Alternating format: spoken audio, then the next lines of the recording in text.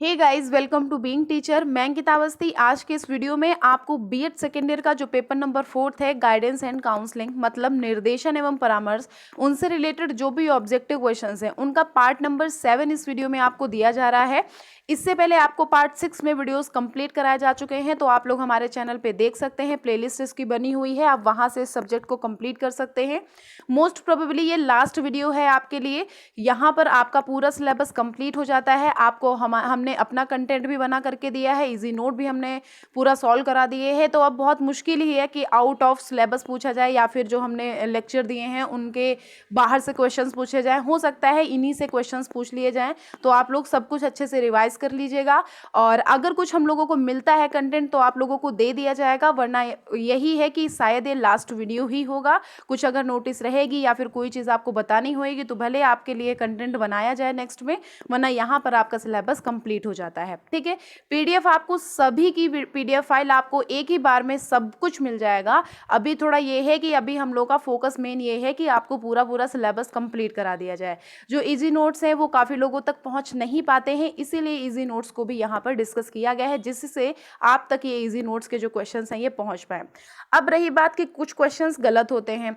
हाँ, कुछ क्वेश्चंस गलत होते हैं। हम लोग एक्चुअली ये है कि सिलेबस कंप्लीट करवाने पे लगे हैं। जो क्वेश्चन गलत होते हैं सारे नहीं गलत होते हैं, हम लोग ऊपर ऊपर से देखते हैं। एक दो क्वेश्चन जो आपको मिस्टेक लगती है तो आप कमेंट में लिखते हैं, हम लोग उसको करेक्ट करके आपको बता देते हैं। तो आप ये थोड़ा कर लीजिए, इस चीज़ में आप कोऑपरेट कर लीजिए। और वैसे कोशिश करते हैं कि आपको क्वेश्चन कोई गलत ना मिले। एक दो क्वेश्चन इसमें मिसप्रिंट हो जाता है या फिर मिस गलत लग जाता है, तो फिर वो चीज़ आप प्लीज़ मैनेज कर लीजिएगा थोड़ा सा। अभी आप सिलेबस देख लीजिए, जो भी आपका सिलेबस के अकॉर्डिंग क्वेश्चंस बन रहे हैं, किस तरह के क्वेश्चंस बन रहे हैं, क्या क्या है, क्या पूछा जा सकता है, वो अभी हम लोग को बताने पे ज़्यादा फोकस दे रहे हैं। और पीडीएफ सब कुछ आपको एक ही बार में मिल जाएगी। ठीक है, वैसे कोशिश तो यही है कोई भी गलत क्वेश्चन नहीं मिलेगा आपको, बट अगर कुछ रह जाता है तो आप कमेंट बॉक्स में बता दीजिएगा। ठीक है, तो चलिए अब हम स्टार्ट करते हैं पहले क्वेश्चन से। हमारा ये 13 नंबर टॉपिक है, नियोजन एवं अनुवर्ती सेवाएं, placement and followup services. Okay, messages आ रहे, कमेंट आ रहे हैं कि आप फटाफट से पढ़ाती जाइए, मतलब जल्दी जल्दी आप पढ़ाती जाइए, जिससे कि हम लोगों को क्वेश्चन पता चल पाए कि किस तरह का क्वेश्चन पूछा जा सकता है, क्वेश्चन पैटर्न क्या है। तो कोशिश करती हूँ कि आपको फटाफट से लेक्चर को प्रोवाइड करा पाऊँ। थोड़ा सा लेट इसलिए हो जाता है क्योंकि हम लोग रात रात जग के, दिन दिन जग के पूरा ये कंप्लीटली आपको बना करके देते हैं, तो थोड़ा सा इसमें टाइम लग जाता है। ठीक है, तो आप प्लीज़ थोड़ा सा कोऑपरेट कर लीजिए। पहला क्वेश्चन पूछा गया है कि परामर्श और निर्देशन सेवाओं में किस सेवा का स्थान अत्यंत महत्वपूर्ण है। परामर्श और निर्देशन, गाइडेंस एवं काउंसलिंग सेवाएं जो होती हैं उसमें किस सेवा का स्थान अत्यंत महत्वपूर्ण है। तो इसमें जो नियोजन है, इस सेवा का स्थान अत्यंत महत्वपूर्ण है। नेक्स्ट क्वेश्चन, नियोजन में कौन सी बात सबसे महत्वपूर्ण है। तो नियोजन में जो कृत्य के लिए उपयुक्तता है और व्यक्ति को संतोष, ये दोनों बात बहुत ज़्यादा महत्वपूर्ण है। तो इसका करेक्ट आंसर है सी नंबर। ठीक है, नेक्स्ट क्वेश्चन है कि सामान्यतया नियोजन शब्द का अर्थ का श्रमिक को इसके लिए सबसे उपयुक्त कृत्य प्रदान करने से लिया जाता है। ये स्टेटमेंट किसके द्वारा दिया गया है। तो ये स्टेटमेंट दिया गया है इंग्लिश के द्वारा। किसके द्वारा? इंग्लिश के द्वारा। नेक्स्ट क्वेश्चन है कि किसमें कृत्य के अनुरूप व्यक्ति की योग्यता और व्यक्ति का संतोष सम्मिलित है। तो किसमें पूछा गया है कि कृत्य के अनुरूप व्यक्ति की योग्यता भी हो और व्यक्ति का संतोष भी हो, ये दोनों सम्मिलित हों, तो उपयुक्तता में ये सम्मिलित होता है। नेक्स्ट क्वेश्चन है कि व्यक्ति को सबसे अधिक उपयुक्त व्यवसाय में समायोजित करना और उसके कल्याण का कार्य करना किसका लक्ष्य है। तो ये नियोजन सेवा का लक्ष्य है। किसका लक्ष्य है? नियोजन सेवा का। नेक्स्ट क्वेश्चन है कि नियोजन का प्रकार नहीं है। तो नियोजन का प्रकार शैक्षिक नियोजन है, कृत्य नियोजन है, जो स्वस्थ नियोजन है ये इसका प्रकार नहीं है। तो सी नंबर करेक्ट आंसर है। नेक्स्ट क्वेश्चन है कि छात्रों के व्यावसायिक उद्देश्यों को ध्यान में रखते हुए किसकी व्यवस्था की जाती है। छात्रों के व्यावसायिक उद्देश्य जो होते हैं उनको ध्यान में रखते हुए किसकी व्यवस्था की जाती है? शैक्षिक नियोजन की व्यवस्था की जाती है। नेक्स्ट क्वेश्चन पूछा गया है कि कृत्य नियोजन प्रदान करते समय किसको ध्यान में रखा जाता है। तो अगर कृत्य नियोजन प्रदान किया जाता है तो व्यक्ति की जो शैक्षिक पृष्ठभूमि होती है उसको ध्यान में रखा जाता है और व्यक्ति का अनुभव उसको ध्यान में रखा जाता है। तो इसका करेक्ट आंसर हो जाएगा C number. Next question 9 number है कि बिना उचित शिक्षा या प्रशिक्षण के व्यक्ति के लिए उपयुक्त व्यवसाय प्रदान करने का कार्य है। बिना उचित शिक्षा, याद रखें, और प्रशिक्षण के व्यक्ति के लिए उपयुक्त व्यवसाय प्रदान करने का कार्य क्या होता है? तो कठिन होता है। उनको उपयुक्त व्यवसाय प्रदान करने का कार्य बहुत कठिन हो जाता है। नेक्स्ट क्वेश्चन कि किस पर शैक्षिक और व्यावसायिक निर्देशन के संदर्भ में विचार करना ही उचित होगा? तो इसका करेक्ट आंसर है नियोजन पर। नेक्स्ट क्वेश्चन है कि किसी सामाजिक उपयोगिता की दृष्टि से नियोजन में सहायता करना विद्यालय का कर्तव्य है। तो शिक्षा जो है किसी सामाजिक उपयोगिता की दृष्टि से जो शिक्षा के नियोजन में सहायता करना विद्यालय का कर्तव्य है। इंपॉर्टेंट है क्वेश्चन, याद रखिएगा। नेक्स्ट क्वेश्चन है कि किसका कार्य मात्र शैक्षिक है? तो ये शिक्षा संस्थाओं का कार्य जो होता है मात्र शैक्षिक होता है। नेक्स्ट क्वेश्चन है कि वर्तमान में नियोजन की व्यवस्था करने और उसमें सहयोग प्रदान करने से किसको लाभ पहुंचता है? वर्तमान में नियोजन की व्यवस्था करने और उसमें सहयोग को प्रदान करने के लिए शिक्षार्थी और शिक्षा संस्था, इन दोनों को बहुत लाभ पहुंचता है। तो इसका करेक्ट आंसर हो जाएगा D number. Okay. Next question है कि विद्यालयों में नियोजन के उत्तरदायित्व को पूरा करने के लिए क्या होना चाहिए? तो नियोजन कार्यालय की स्थापना होनी चाहिए। किसके लिए? विद्यालय में नियोजन के उत्तरदायित्व को पूरा करने के लिए। और परामर्शदाता की व्यवस्था होनी चाहिए। तो इसका करेक्ट आंसर क्या हो जाएगा? सी नंबर, ए और बी दोनों। नेक्स्ट क्वेश्चन है कि नियोजन सेवाओं को उपलब्ध कराने में शिक्षा संस्थाओं के प्रति किसका विश्वास और आस्था बढ़ेगा? नियोजन सेवाओं को उपलब्ध कराने में जो शिक्षा संस्थान होते हैं उनके प्रति किसकी विश्वास और आस्था बढ़ेगी? तो ये छात्रों का विश्वास जो होगा वो बढ़ेगा और जो उनकी आस्था होएगी वो बढ़ेगी। A number is the right answer. 16 number question है कि किस कार्य में शिक्षा संस्थानों का स्थान इसलिए भी महत्वपूर्ण है कि वे छात्रों की योग्यता, अनुभवों और शैक्षिक पृष्ठभूमि से अधिक परिचित होती है? तो ये नियोजन के कार्य में होता है। बी नंबर जो है इसका करेक्ट आंसर है। नेक्स्ट क्वेश्चन है कि किसको उद्योग, प्रशासन और अन्य सामाजिक सार्वजनिक अभिकरणों के सहयोग से कार्य करना पड़ता है? तो ये जो विद्यालय होता है इसको उद्योग, प्रशासन और अन्य सामाजिक सार्वजनिक अभिकरणों के सहयोग से कार्य करना पड़ता है। नेक्स्ट क्वेश्चन है कि किस सेवा से अभिप्राय उन सेवाओं से है जो प्रशिक्षण प्राप्त करने और कार्य में लगने के बाद उत्तरोत्तर विकास के लिए की जाती है? तो इसका करेक्ट आंसर है अनुवर्ती। जो अनुवर्ती सेवा होता है उससे अभिप्राय उन सेवाओं से है जो प्रशिक्षण प्राप्त करने और कार्य में लगने के बाद उत्तरोत्तर विकास के लिए की जाती है। नेक्स्ट क्वेश्चन है कि किसके अनुसार अनुवर्ती प्रक्रिया नौजवानों को उनके स्कूल में तथा व्यावसायिक प्रशिक्षण कार्यक्रम या व्यवसाय में उत्तम समायोजन के लिए उसको सहायता के लिए सूचनाएं प्रदान करते हेतु तैयार किए गए निर्देशन कार्यक्रम का मूलभूत तत्व है? तो इसका करेक्ट आंसर है जो डाउनिंग है, इनके अनुसार ये लिखा गया है। नेक्स्ट क्वेश्चन है कि इनमें से कौन निर्देशन कार्यक्रम का एक अंग है? तो इनमें से जो अनुवर्ती सेवाएं होती हैं ये निर्देशन कार्यक्रम का एक पार्ट हैं। नेक्स्ट क्वेश्चन है कि अनुवर्ती सेवा, हाँ एक बात और बोलनी थी आपको, मैं भूल गई। इंग्लिश के लिए, जो इंग्लिश के लिए काफ़ी लोग परेशान है कि इंग्लिश में कहीं कुछ नहीं मिल रहा है और ना ही कोई लेक्चर प्रोवाइड कर रहा है। आप लोग बिल्कुल परेशान मत होइए, आप लोगों के लिए पूरा मटेरियल तैयार किया जा रहा है। वो काम चल रहा है कि इंग्लिश का कंटेंट कहीं से मिल जाए। बस हाँ ये है कि जो इंग्लिश का मिलेगा वो बस इंग्लिश में ही रहेगा, क्योंकि उसका फिर हिंदी नहीं मिलेगा। तो जो भी इंग्लिश का मिलेगा वो आपको या तो फिर पीडीएफ प्रोवाइड करा दी जाएगी। वैसे कोशिश किया जा रहा है कि मैं आपको उसका जो लेक्चर है वो दे दूंगी, ठीक है। वो लेक्चर आपको जो कंप्लीट करके रिकॉर्ड करके आप तक पहुंचा दूंगी। तो यही है कि अभी बस काम चल रहा है, क्योंकि इंग्लिश का जो मटीरियल होता है ना बीएड से रिलेटेड बहुत मुश्किल ही मिलता है कहीं पर भी। जो बुक, ये जो इजी नोट्स भी आ रहे हैं ये भी इंग्लिश में नहीं आ पा रहे हैं, ये हिंदी में ही आ रहे हैं, बट अभी मेरे तक भी नहीं पहुंचे, बस पीडीएफ पहुंची हुई है। तो बस ये है कि आप तक ये इजी नोट्स पहुंचाने हैं। तो जो लोग इंग्लिश में हैं वो थोड़ा सा अगर कोशिश कर पाए हिंदी समझने की, क्योंकि वहाँ पे क्या होगा कि मतलब इतना भी उस हिसाब से नहीं है कि हिंदी इस हिसाब से लिखी हो कि आप थोड़ा समझ ना पाए, इंग्लिश में वहाँ पे लिखा हो। तो थोड़ा आप पढ़ लीजिए, क्योंकि जो नाम होते हैं और जो स्टेटमेंट होता है किसके द्वारा दिया जाता है, ये चीज़ आप लोग पढ़ लीजिए इस तरह से। तो मैं मतलब मेरा कहने का ये मतलब है, थोड़ा सा हिंदी अगर आप समझ पा रहे हैं तो कोशिश करिए समझने की, क्योंकि इंग्लिश का कंटेंट मिल नहीं पा रहा है। वैसे हम लोग काम कर रहे हैं उसी पे, जो कंटेंट है उसको बनाने की कोशिश कर रहे हैं कि फटाफट से कंटेंट आपका मिल जाए, फिर एकदम से आप तक प्रोवाइड करा पाए। क्वेश्चंस है, ऐसा नहीं है क्वेश्चंस नहीं है, बट कुछ क्वेश्चंस हैं, तो सोच रहे हैं एक बड़ा सा वीडियो आपको बना के दे दिया जाए, उसके लिए कंटेंट लगेगा, तो कंटेंट ढूंढा जा रहा है। ठीक है, तो आप परेशान मत होइएगा, एग्जाम के बहुत टाइम पहले आपका सब कंप्लीट हो जाएगा। ठीक, 21 क्वेश्चन है। हाँ, 21 क्वेश्चन है कि अनुवर्ती सेवा द्वारा किसको अपनी प्रगति की गति और प्रगति के स्वरूप को जानने में सहायता मिलती है। तो अनुवर्ती सेवाओं के द्वारा उपबोध और काउंसिल इनको अपनी प्रगति की गति और प्रगति के स्वरूप को जानने में सहायता मिलती है। तो कौन सा करेक्ट आंसर हो जाएगा? C number. नेक्स्ट क्वेश्चन है कि बिना अनुवर्ती सेवा या अध्ययन के कौन सा कार्यक्रम अधूरा है।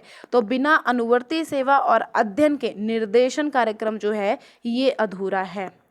नेक्स्ट क्वेश्चन है कि कौन सा अध्ययन परामर्श और निर्देशन कार्यक्रम की सफलता के मूल्यांकन की एक विधि है। पूछा गया कौन सा ऐसा अध्ययन है जो परामर्श और निर्देशन मतलब कि गाइडेंस और काउंसलिंग कार्यक्रम जो है इसकी सफलता के मूल्यांकन की एक विधि है। तो अनुवर्ती अध्ययन जो है ये एक विधि है। नेक्स्ट क्वेश्चन है कि अनुवर्ती अध्ययन संस्था को अपने छात्रों के किन क्षेत्रों में सामंजस्य की मात्रा और गति का पता लगाने में सहायता करता है। तो इसका करेक्ट आंसर है शैक्षिक और व्यावसायिक एंड व्यक्तिक। तो इसका करेक्ट आंसर है सी नंबर। नेक्स्ट क्वेश्चन है कि किस अध्ययन के द्वारा संस्था अपने भूतपूर्व छात्रों से संपर्क रख सकती है। किस अध्ययन के द्वारा? तो ये अध्ययन है अनुवर्ती। अनुवर्ती अध्ययन के द्वारा जो संस्था है, जो इंस्टीट्यूट होता है, वो अपने जो भी हमारे पास्ट के छात्र रहते हैं, भूतपूर्व छात्र रहते हैं, उनसे कांटेक्ट बना के रख सकती है। नेक्स्ट क्वेश्चन है कि अनुवर्ती समीक्षा और सेवा प्रदान करते समय परामर्शदाता को कितने प्रश्नों को अपनी दृष्टि में रखना चाहिए। तो उनको 3 प्रश्नों को अपनी दृष्टि में रखना चाहिए। नेक्स्ट क्वेश्चन है 26 था, 27 नंबर है कि कौन व्यावसायिक जीवन की तैयारी के लिए आवश्यक शिक्षा प्राप्त करता है। तो जो छात्र होता है ये व्यावसायिक जीवन की तैयारी करने के लिए आवश्यक एजुकेशन को ग्रहण करता है। अब नेक्स्ट हमारा टॉपिक आता है बुद्धि परीक्षण मतलब इंटेलिजेंस टेस्टिंग। इसका पहला क्वेश्चन पूछा गया कि निम्नलिखित में से किन मनोवैज्ञानिकों ने बुद्धि को गत अनुभव से लाभ उठाने की योग्यता माना है। तो जो थॉर्नडाइक हैं और जो एबिंगहॉस हैं, इन मनोवैज्ञानिकों ने बुद्धि को गत अनुभव से लाभ उठाने की योग्यता माना है। नेक्स्ट क्वेश्चन है कि निम्नलिखित में से किन मनोवैज्ञानिकों के अनुसार बुद्धि जो है ये अमूर्त चिंतन की योग्यता है। तो ये टर्मन और गैरेट के अनुसार जो बुद्धि है ये अमूर्त चिंतन की योग्यता है। तो इसका करेक्ट आंसर हो जाएगा सी नंबर। नेक्स्ट क्वेश्चन है कि अमूर्त चिंतन की योग्यता ही बुद्धि है। बुद्धि की ये परिभाषा निम्नलिखित में से किसके द्वारा दी गई है। तो जो ये बुद्धि की परिभाषा दी गई है टर्मन के द्वारा दी गई। नेक्स्ट क्वेश्चन के निम्नलिखित में से किन मनोवैज्ञानिकों के अनुसार बुद्धि अनेक शक्तियों का एक समुदाय है। तो हसबैंड और वेशलर ये दोनों मनोवैज्ञानिक ऐसे हैं जिनके अनुसार बुद्धि अनेक शक्तियों का एक समुदाय है, ये कहा गया। तो C number is the right answer. Next question कि बुद्धि का एक शक्ति सिद्धांत निम्न में से किसने दिया। तो बुद्धि का जो एक शक्ति सिद्धांत है ये निम्न में से विक्टोरिया हैजलिट ने दिया। किसने दिया? विक्टोरिया हैजलिट ने। नेक्स्ट क्वेश्चन कि थॉर्नडाइक बुद्धि की प्रकृति के विषय में निम्न में से कौन सा सिद्धांत मानता है। तो थॉर्नडाइक जो है ये बुद्धि की प्रकृति के विषय में एक शक्ति सिद्धांत है या फिर विविध शक्ति सिद्धांत है या फिर द्वय शक्ति सिद्धांत है या फिर बहुशक्ति सिद्धांत है। तो इसका करेक्ट आंसर हो जाएगा हमारा कौन सा? बहुशक्ति सिद्धांत माना। नेक्स्ट क्वेश्चन कि बुद्धि की प्रकृति के विषय में बहुशक्ति सिद्धांत का समर्थक निम्नलिखित में से कौन है। तो बहुशक्ति सिद्धांत इसका जो समर्थक है इसका समर्थक है थॉर्नडाइक। नेक्स्ट क्वेश्चन है कि बुद्धि की प्रकृति के विषय में द्वय शक्ति सिद्धांत निम्न में से उपस्थित किया। तो द्वय शक्ति सिद्धांत जो है ये उपस्थित किया गया था स्पीयरमैन के द्वारा। किसके द्वारा? स्पीयरमैन के द्वारा।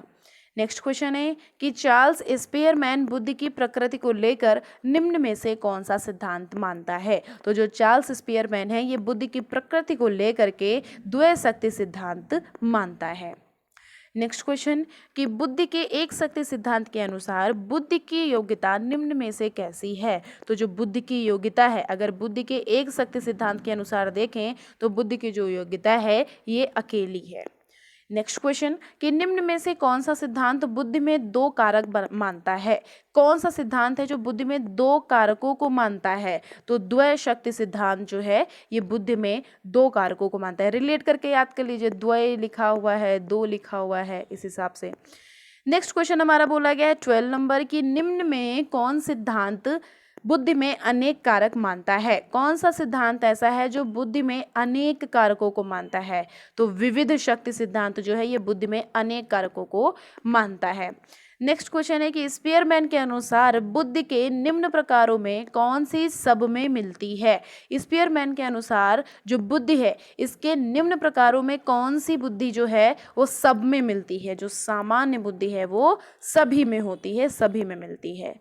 नेक्स्ट क्वेश्चन कि व्यक्ति की बुद्धिमत्ता बुद्धि के किस प्रकार पर निर्भर है। तो जो व्यक्ति की बुद्धिमत्ता है ये बुद्धि के विशिष्ट बुद्धि प्रकार पर निर्भर है। नेक्स्ट क्वेश्चन है कि व्यक्ति की विशेष योग्यता बुद्धि के निम्न प्रकारों में से किस पर निर्भर है। तो ये जो निर्भर है ये विशिष्ट बुद्धि पर निर्भर है। किस पर निर्भर है? विशिष्ट बुद्धि पर। नेक्स्ट क्वेश्चन है कि बौद्धिक विकास पर आनुवंशिकता का प्रभाव जानने के लिए कौन कौन से अध्ययन किए गए। तो बौद्धिक विकास पर आनुवंशिकता का अगर प्रभाव जाना गया तो उस पर कौन कौन से अध्ययन किए गए। तो उस पर पैतृक अध्ययन किया गया और प्रजाति अध्ययन किया गया। तो इसका करेक्ट आंसर है सी नंबर। नेक्स्ट क्वेश्चन है कि निम्न में किस प्रजाति में बुद्धि अधिक मिलती है। तो निम्न में पीली प्रजाति, नीली प्रजाति, काली प्रजाति, ये तीनों प्रजातियां ऐसी हैं जिसमें बुद्धि अधिक मिलती है। तो इसका करेक्ट आंसर है डी नंबर। कौन सा? D number.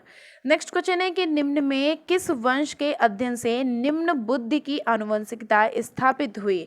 तो इसमें जो ज्यूकस परिवार है इस वंश के अध्ययन से निम्न बुद्धि की आनुवंशिकता स्थापित हुई। ज्यूकस परिवार, कौन सा? ज्यूकस परिवार, याद रखेंगे। नेक्स्ट क्वेश्चन है कि निम्न में से किन परिवारों के अध्ययन से बुद्धि आनुवंशिक मानी गई। किन परिवारों के अध्ययन से जो बुद्धि है वो आनुवंशिक मानी गई। तो इसका करेक्ट आंसर है एडवर्ड्स वंश, ज्यूकस वंश और कालिकाक वंश। ये तीनों वंश ऐसे हैं जिनसे बुद्धि क्या मानी गई? आनुवंशिक मानी गई। यहाँ पे पढ़ लीजिएगा क्वेश्चन अच्छे से, उसके बाद टिक करिएगा, क्योंकि कभी कभी क्वेश्चन आप फटाफट से पढ़ लेते हैं और आपको आंसर पता होता है फिर भी कंफ्यूज हो जाते हैं।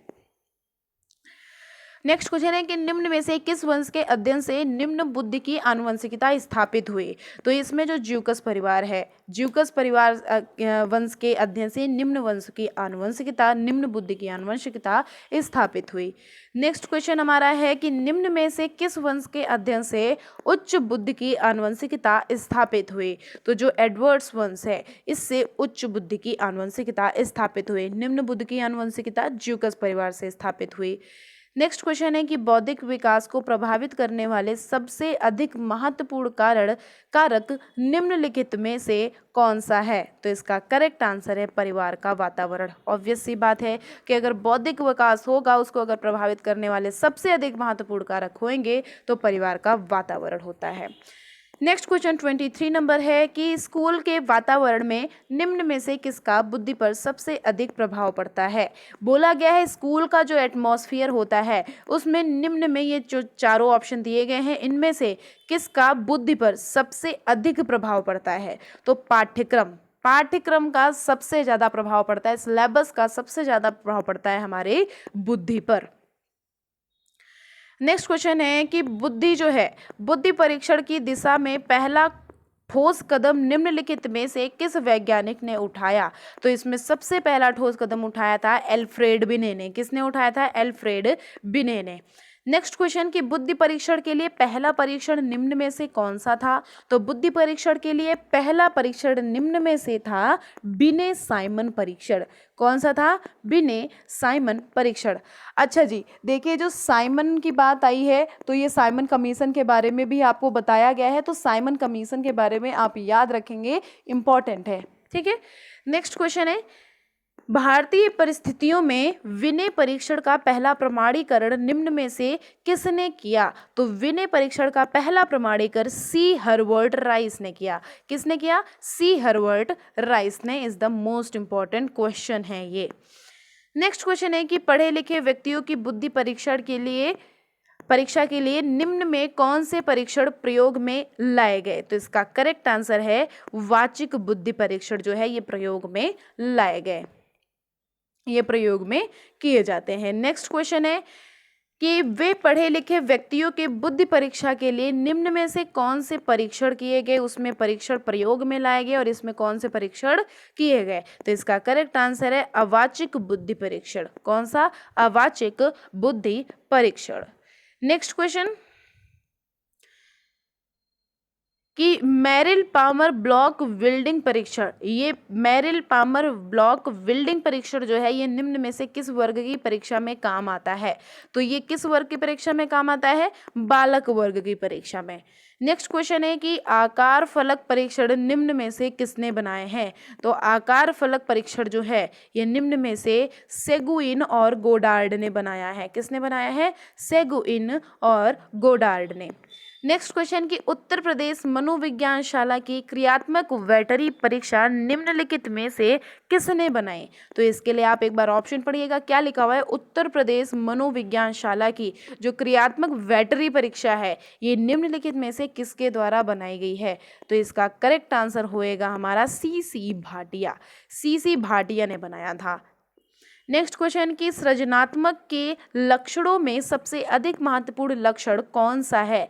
सृजनात्मक के लक्षण बोले गए हैं, इनमें से सबसे अधिक महत्वपूर्ण लक्षण कौन सा होता है? तो इसका करेक्ट आंसर है अपवर्जी। जो अपवर्जी लक्षण होता है ये इसमें सबसे महत्वपूर्ण लक्षण होता है। नेक्स्ट क्वेश्चन है कि सृजनात्मक और बुद्धि के संबंध की जांच सबसे पहले निम्नलिखित में से किन्होंने की थी? सृजनात्मक और बुद्धि के संबंध में इनकी जांच जो करी गई थी वो किसके द्वारा करी गई थी? गेजल्स और जैक्सन के द्वारा। किसके द्वारा? गेजल्स और जैक्सन के द्वारा। नेक्स्ट क्वेश्चन है कि सृजनात्मक और बुद्धि में निम्नलिखित में से क्या संबंध है? भेद, तादात्म्य, पूरकता या फिर उपरोक्त सभी? तो इसका करेक्ट आंसर है भेद। सृजनात्मक और बुद्धि में सबसे डिफरेंस अगर होगा इसका मतलब इससे रिलेशन अगर होगा तो भेद का रिलेशन होगा। नेक्स्ट क्वेश्चन 35 नंबर है कि अपवर्जी चिंतन निम्नलिखित में से किसका लक्षण है? तो अपवर्जी चिंतन ये निम्नलिखित में से लक्षण है सृजनात्मक का। किसका? सृजनात्मक का। नेक्स्ट क्वेश्चन है कि निम्न में किसके अनुसार सृजनात्मक सामान्य बुद्धि है? तो निम्न में से वर्ट के अनुसार जो सृजनात्मक है ये एक सामान्य बुद्धि है। नेक्स्ट क्वेश्चन है कि किसने कहा बुद्धि सीखने की योग्यता है? बहुत इजी क्वेश्चन। जो बंकिंघम है, बंकिंघम ने बोला कि बुद्धि जो है वो एक सीखने की योग्यता है। नेक्स्ट क्वेश्चन है कि पियाजे ने बुद्धि को किसके प्रति समायोजन योग्यता के रूप में परिभाषित किया है? तो इसका करेक्ट आंसर है भौतिक और सामाजिक पर्यावरण। भौतिक और सामाजिक पर्यावरण को इसके प्रति समायोजन योग्यता के रूप में परिभाषित किया है पियाजे ने। किसको? बुद्धि को। नेक्स्ट क्वेश्चन कि किस मनोवैज्ञानिक के अनुसार बुद्धि वही है जिसका कि बुद्धि परीक्षण मापन करते हैं? तो इसका करेक्ट आंसर है जो फ्रीमैन है, इनके अनुसार जो बुद्धि है वो वही है जिसका कि बुद्धि परीक्षण मापन करते हैं। तो इसका correct answer D number, Freeman. Next question कि निम्न में कौन कथन सही है? तो निम्न में से जो बुद्धि नवीन पर्यावरण के साथ समायोजन की योग्यता सही है। फिर है बुद्धि जो है ये सीखने की योग्यता, ये भी सही है। नेक्स्ट है बुद्धि अमूर्त चिंतन की योग्यता, ये भी सही है। तो right answer is D number. Okay. Next question कि टर्मन ने बुद्धि को कौन सी योग्यता माना है? तो टर्मन ने बुद्धि को अमूर्त चिंतन की योग्यता माना है। नेक्स्ट क्वेश्चन है कि बुद्धि का एक कारक सिद्धांत किसके द्वारा प्रतिपादित है? तो बुद्धि का एक कारक सिद्धांत जो है ये विनय के द्वारा प्रतिपादित है। किसके द्वारा? विनय के द्वारा। नेक्स्ट है कि बुद्धि का मानसिक बुद्धि सिद्धांत किससे संबंधित है? तो बुद्धि का मानसिक बुद्धि सिद्धांत जो है ये संबंधित है, एक मिनट यहाँ पे ऑप्शन आप पढ़िएगा, तो ये संबंधित है पियाजे से। किससे संबंधित है? पियाजे से। नेक्स्ट क्वेश्चन है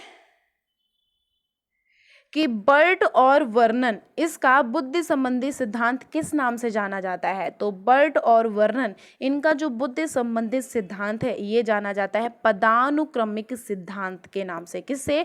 पदानुक्रमिक सिद्धांत के नाम से। नेक्स्ट क्वेश्चन है कि समूह कारक सिद्धांत किसके द्वारा प्रतिपादित है? तो जो समूह कारक सिद्धांत है ये थर्स्टन के द्वारा प्रतिपादित है। किसके द्वारा? थर्स्टन के द्वारा। नेक्स्ट है थॉर्नडाइक का बुद्धि सिद्धांत निम्नांकित में से कौन सा है? तो थॉर्नडाइक का जो बुद्धि सिद्धांत है ये निम्नलिखित में से बहुकारक सिद्धांत है। कौन सा है? बहुकारक सिद्धांत। नेक्स्ट है कि बुद्धि का प्रतिदर्श सिद्धांत किसके द्वारा निर्मित है?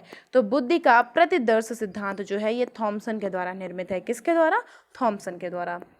नेक्स्ट है कि गिलफोर्ड का बुद्धि संबंधी सिद्धांत निम्नांकित में से कौन सा है? गिलफोर्ड का सिद्धांत पूछा गया है, कौन सा है? त्रिआयाम सिद्धांत। मोस्ट इंपॉर्टेंट पॉइंट है, त्रिआयाम सिद्धांत जो है ये गिलफोर्ड का सिद्धांत है बुद्धि संबंधी। नेक्स्ट क्वेश्चन कि स्पीयरमैन ने बुद्धि में किन दो कारकों को सम्मिलित किया है?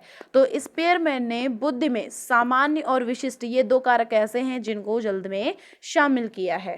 किसने? स्पीयरमैन ने शामिल किया। नेक्स्ट क्वेश्चन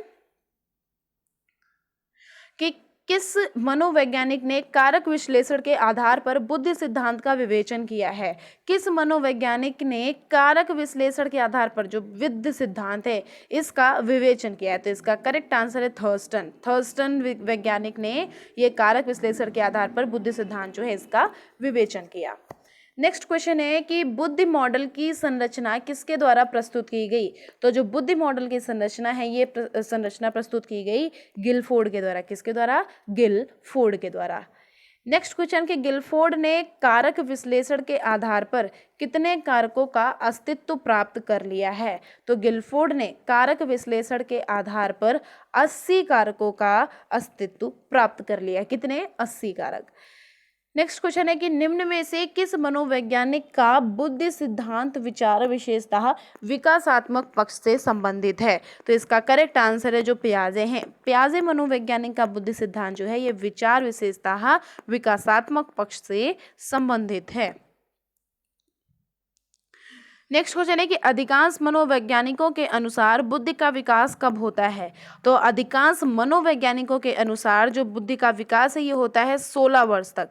कब तक होता है? 16 वर्ष तक। नेक्स्ट क्वेश्चन है कि पियाजे के बौद्धिक विकास के पूर्ण संप्रत्यात्मक चरण की अवधि क्या है? पियाजे का जो बौद्धिक विकास है इसके पूर्ण संप्रत्यात्मक चरण जो है इसकी अवधि पूछी गई है कब से कब तक की? तो 2 वर्ष से 4 वर्ष तक की इसकी अवधि है। नेक्स्ट क्वेश्चन कि पियाजे के मूर्त संक्रियाओं का स्तर किस अवधि में घटित होता है? तो पियाजे का जो मूर्त संक्रियाओं का स्तर है ये जो घटित होता है ये अवधि पूछी गई। इसकी अवधि कब से कब तक का कब कौन सी ऐसी अवधि होती है ये जब घटित होता है? तो इसका करेक्ट आंसर है 7 वर्ष से 11 वर्ष तक की। कब से कब तक? 7 वर्ष से 11 वर्ष तक की। नेक्स्ट क्वेश्चन है कि औपचारिक संक्रियाओं का स्तर किस अवधि में घटित होता है? तो औपचारिक संक्रियाओं का जो स्तर है ये घटित होता है 11 वर्ष तथा आगे, इस टाइम पे घटित होता है। नेक्स्ट क्वेश्चन है 57 था 58 नंबर कि बुद्धि का वैज्ञानिक मापन सर्वप्रथम किसने दिया? तो बुद्धि का वैज्ञानिक मापन ये मोस्ट इंपॉर्टेंट क्वेश्चन है, विनय ने दिया। किसने दिया? विनय ने। नेक्स्ट है कि मनोवैज्ञानिक विनय किस देश के थे? तो मनोवैज्ञानिक विनय फ्रांस देश के थे। किसके थे? फ्रांस देश के। नेक्स्ट क्वेश्चन है कि सर्वप्रथम बुद्धि परीक्षण का निर्माण कब हुआ? बुद्धि परीक्षण इसका निर्माण पूछा गया है, इंपॉर्टेंट है। तो इसका निर्माण हुआ था 1905 में। बहुत इजी भी क्वेश्चन है और बहुत इंपॉर्टेंट भी क्वेश्चन है, मतलब डी नंबर इसका करेक्ट आंसर है। नेक्स्ट टॉपिक है हमारा अभियोगिता परीक्षण, मतलब एप्टीट्यूड टेस्टिंग। इसका पहला क्वेश्चन है कि इनमें से किसका व्यक्ति के विकास में महत्वपूर्ण हाथ होता है? तो इनमें से जो अभियोगिता है इसका व्यक्ति का जो डेवलपमेंट होता है उसमें महत्वपूर्ण हाथ होता है। ए नंबर इसका करेक्ट आंसर है। नेक्स्ट क्वेश्चन है कि किसके लिए बालकों की अभियोगिता को जानना बहुत आवश्यक होता है? तो निर्देशन कार्यकर्ता जो होता है इसके लिए बालकों की जो अभियोगिता होता है उसको जानना बहुत ज़्यादा आवश्यक होता है। नेक्स्ट क्वेश्चन है कि किन परीक्षणों के आधार पर ही बालक का भावी कार्यक्रम निर्भर होता है। तो ये जो हमारा अभियोग्यता है, इन परीक्षणों के आधार पर ही बालक का जो भावी कार्यक्रम है ये डिपेंड होता है। नेक्स्ट क्वेश्चन कि जो बालक होता है इसकी अभियोग्यता के द्वारा किसको बालक के व्यवसाय क्षेत्र या रोजगार में सफलता या असफलता से संबंधित जानकारी प्राप्त होती है। तो जो अध्यापक है, बालक की अभियोग्यता के द्वारा जो अध्यापक है ये बालक के व्यवसाय क्षेत्र और रोजगार में सफलता या असफलता से संबंधित जानकारी प्राप्त होती है। नेक्स्ट क्वेश्चन है कि अभियोग्यता एक वर्तमान स्थिति है जो किस ओर संकेत करती है। तो जो अभियोग्यता है ये एक वर्तमान स्थिति है और ये भविष्य की ओर संकेत करती है। नेक्स्ट क्वेश्चन है कि इनमें से कौन सा तथ्य बालक की योग्यता, अभियोग्यता और अभिरुचि कहलाता है। तो इनमें से वह बालक जो जन्मजात वक्ता होता है, ये जो बालक होता है इसकी योग्यता, अभियोग्यता और अभिरुचि कहलाती है। नेक्स्ट क्वेश्चन है हमारा 7 नंबर कि अभियोग्यता वर्तमान दशा है जो व्यक्ति की भविष्य क्षमताओं की ओर संकेत करती है। ये डेफिनेशन किसके द्वारा दी गई। तो ये डेफिनेशन दी गई ट्रैक्सलर के द्वारा। किसके द्वारा? ट्रैक्सलर के द्वारा। नेक्स्ट है कि किसने लिखा है कि अभियोग्यता व्यक्ति की दशा, गुण या गुणों का संग्रह है। तो ये लिखा गया है ट्रैक्सलर के द्वारा कि जो अभियोग्यता होती है ये व्यक्ति की दशा, गुण और गुणों का एक संग्रह होता है। नेक्स्ट क्वेश्चन है कि अभियोग्यता को मापने वाले परीक्षणों को मुख्य रूप से कितने प्रकारों में विभाजित किया जा सकता है। तो अभियोग्यता को मापने वाले परीक्षणों को मुख्य रूप से कितने भागों में? 3 भागों में, 3 प्रकारों में विभाजित किया जा सकता है। नेक्स्ट क्वेश्चन है कि निम्नलिखित में से कौन अभियोग्यता परीक्षण का एक प्रकार नहीं है। तो जो न्यायिक परीक्षण है ये एक अभियोग्यता परीक्षण का प्रकार नहीं है। नेक्स्ट क्वेश्चन है कि किस प्रकार का अभियोग्यता परीक्षण कला, संगीत, क्लर्की, मैकेनिकल आदि व्यावसायिक क्षेत्रों से संबंधित होते हैं। किस प्रकार का अभियोग्यता परीक्षण जो होता है वो इन सब चीज़ों से संबंधित होता है। तो विशेष क्षेत्रों से संबंधित किस प्रकार का अभियोग्यता परीक्षण कला? विशेष क्षेत्रों से संबंधित जो अभियोग्यता परीक्षण कला, संगीत, क्लर्की, मैकेनिकल ये आदि व्यावसायिक क्षेत्रों से संबंधित होते हैं। नेक्स्ट क्वेश्चन है हमारा कि किस प्रकार का परीक्षण व्यक्ति की प्रधान योग्यताओं का मापन करने के लिए प्रयोग किया जाता है। तो कारक विश्लेषण जो होता है ये व्यक्ति की प्रधान योग्यताओं का मापन करने के लिए प्रयोग में लाया जाता है। नेक्स्ट क्वेश्चन है 13 नंबर के किस प्रकार के परीक्षणों के अंतर्गत विभिन्न प्रकार की बैटरी परीक्षण आते हैं। तो इसका करेक्ट आंसर है अंतर्दर्शन परीक्षण। अंतर्दर्शन परीक्षण जो होते हैं इनके अंतर्गत कई प्रकार के बैटरी परीक्षण आते हैं। नेक्स्ट क्वेश्चन है कि दस्तकारी से संबंधित कार्यों में किसकी ज़रूरत होती है। तो दस्तकारी के संबंधित कार्यों में हाथ की मांसपेशियों की तेज गति की भी ज़रूरत होती है और हाथ और भुजाओं का तालमेल भी बहुत इंपॉर्टेंट होता है। तो राइट आंसर है सी नंबर। नेक्स्ट क्वेश्चन है कि दस्तकारी से संबंधित मापन में किन परीक्षणों का प्रयोग नहीं किया जाता है। दस्तकारी से संबंधित मापन पूछा गया है, इनमें से जो ये परीक्षण दिए गए हैं इन परीक्षणों में से किसका प्रयोग नहीं किया जाता है। तो जो सोच विचार का परीक्षण होता है इसका प्रयोग दस्तकारी से संबंधित मापन में नहीं किया जाता है। नेक्स्ट है कि छोटे छोटे विभिन्न पुर्जों के उठाने को किस परीक्षण के अंतर्गत रखेंगे। तो छोटे छोटे विभिन्न पुर्जों के उठाने को हम किस परीक्षण के अंतर्गत रखेंगे? अंगुली दक्षता के परीक्षण के अंतर्गत। किसके? अंगुली दक्षता के परीक्षण के अंतर्गत। नेक्स्ट है कि किस परीक्षण के अंतर्गत व्यक्ति को मशीनों के विभिन्न प्रकार के पुर्जों को जोड़ना पड़ता है। तो जो स्टेन क्विस्ट का जोड़ने से संबंधित, इससे रिलेटेड है कि पुर्जों को जोड़ना पड़ता है, मशीनों के विभिन्न प्रकार के पुर्जों को जोड़ना पड़ता है। B number is the right answer. Next question है कि निम्नलिखित में से किस परीक्षण को कागज पेंसिल परीक्षण के नाम से भी जाना जाता है? तो जो मिनेसोटा कागज रूपी परीक्षण होता है, इस परीक्षण को कागज पेंसिल परीक्षण के नाम से जाना जाता है। यहाँ पे कागज रूपी लिखा हुआ है तो इससे आप रिलेट करके याद भी कर सकते हैं इसको, मिनेसोटा। 19 नंबर क्वेश्चन इज कि किस परीक्षण का प्रयोग पदार्थों के आकार, रूप और अंतर बताने के लिए किया जाता है? तो जो मिनेसोटा विस्तार संबंधी परीक्षण है, ये जो परीक्षण है इसका प्रयोग पदार्थों का जो आकार होता है, रूप होता है और अंतर होता है, ये बताने के लिए यूज किया जाता है। नेक्स्ट क्वेश्चन है कि निम्नलिखित में से किस परीक्षण का प्रयोग ड्राफ्ट्समैन और उच्च तकनीक के संबंधित व्यवसायों का परीक्षण देने के लिए किया जाता है? तो जो जॉनसन और कॉनर्स का ब्लॉक परीक्षण है, इस परीक्षण का प्रयोग ड्राफ्ट्समैन और उच्च तकनीक से संबंधित व्यवसायों का परीक्षण देने के लिए किया जाता है। A number is the right answer. Next question कि संगीत से संबंधित अभियोग्यता के बारे में जानकारी व्यक्ति किन गुणों की उपस्थिति में नहीं होती है? लिखा हुआ है कि संगीत से संबंधित अभियोगिता के बारे में जानकारी व्यक्ति जो है ये किन गुणों की उपस्थिति में नहीं होती है व्यक्ति को इनकी जानकारी? तो जो सामाजिक पक्ष होता है इसका ये करेक्ट आंसर है, इन गुणों की उपस्थिति में नहीं होती है। नेक्स्ट क्वेश्चन है कि निम्नलिखित में से किसके अंतर्गत किसी साज को बजाने के लिए सभी प्रकार के आवश्यक कार्यकलापों का ज्ञान आता है? तो यांत्रिक पक्ष जो है इसके अंतर्गत साज को बजाने के लिए सभी प्रकार के आवश्यक कार्यकलापों का ज्ञान आता है। नेक्स्ट क्वेश्चन कि किस पक्ष के अंतर्गत 22 नंबर, हाँ जी,